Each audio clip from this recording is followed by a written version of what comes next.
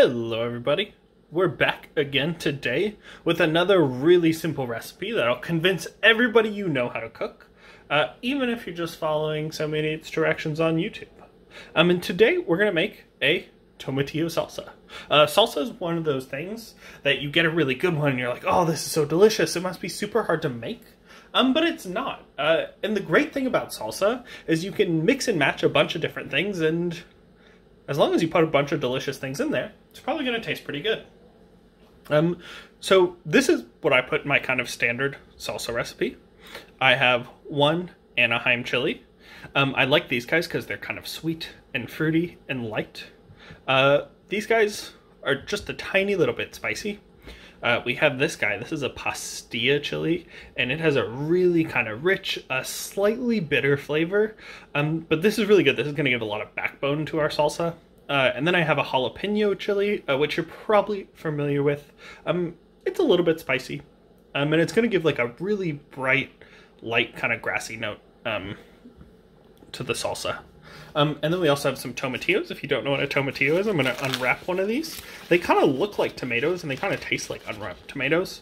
But when we roast them up, they're going to be super duper yummy and delicious. I'll just de-skin all of these while I'm at it.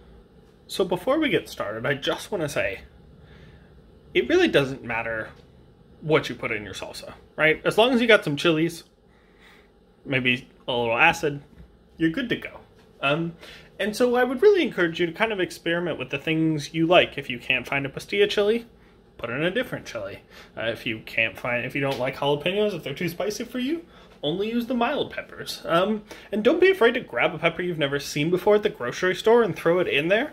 I would recommend, though, before using random peppers, that you give them a quick Google to see how spicy they are, because some of them will blow your face off if you use more than one of them. And so what we're going to do here, before we grind these up into salsa, we're going to take these chilies and we're going to drop them on the floor and then pick them up. We're going to put them on a baking sheet.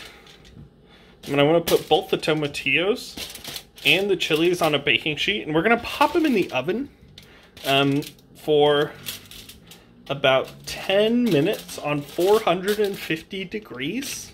And what that's going to do is it's going to soften these guys, and it's going to really deepen and intensify their flavors.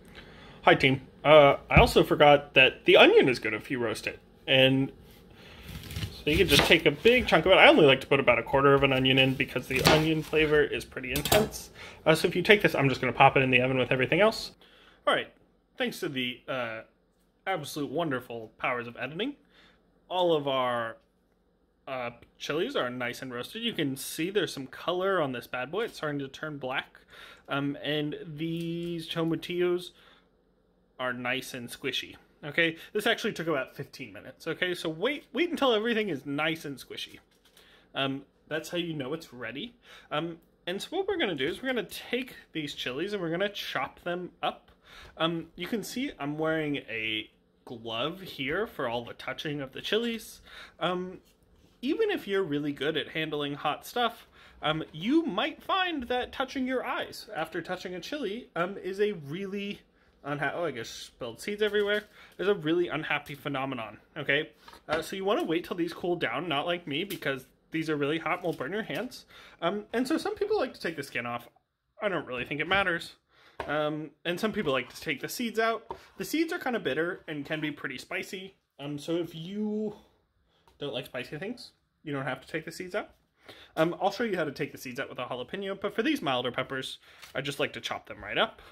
And where I'm just going to put them off on a plate to the side while I chop up the other ones. So we're going to take this bad boy. And you can see these seeds are in here. So the seeds are not super delicious. So we'll just kind of cut out the most of them. If you get a few, it doesn't really matter. But they're bitter. They don't taste super good. So we'll pull out the most of them. And then we'll just chop this guy up. Do the same for the jalapeno. I'm going to cut the jalapeno in half once again so I can take these seeds out. If you like this fiery hot, you can leave the seeds in. But I, once again, am taking them out, not mostly because of the heat, but because they're bitter and they don't taste good. I mean, you can just scrape with the back of your knife to take the seeds out. And once again, be sure not to touch your eyes after you've touched chilies. I promise you will regret it. So now that we got everything all nice and chopped up, now if you have a really big, powerful food processor, I'm just going to take the outer skin off of this onion. If you have a really big, powerful food processor, you don't actually need to chop this stuff up. But I do not. I have a really old, crappy food processor that really requires things in small pieces in order to work at all. Well, that's still very hot. So I'm just chopping it up so it gets all in my food processor. But when we're done with this, I'm just going to move this out of the way.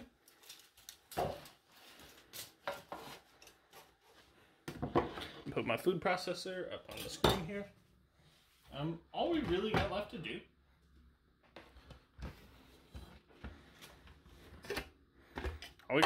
is chuck everything in the food processor. So we'll take the tomatillos. I like to blitz the tomatillos first because they have a nice amount of liquid. Oof, those were some loud sounds. Just give it a nice pulse.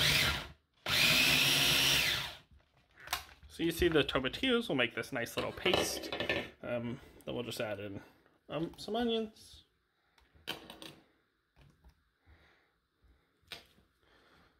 We'll add in the chilies. And we'll add in our cilantro. Let's get everything good and tucked in there. And if you are wearing a glove, you should obviously touch everything with your gloved hand, not with your free hand, like an idiot like me. Just put that on and blitz it all together.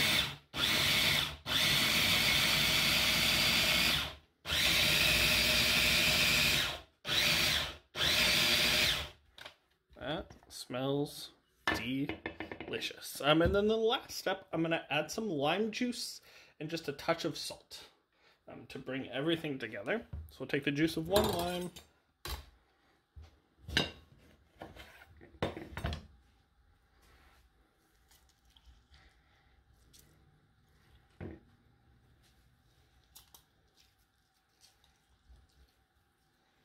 Really squeeze that bad boy in there.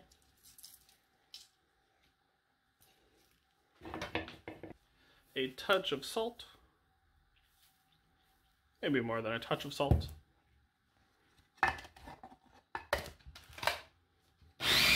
And then here we are. Restaurant quality salsa made in the comfort of your own home. It's spicy, it's tomatoey, it's sour, it's everything you want in a delicious salsa.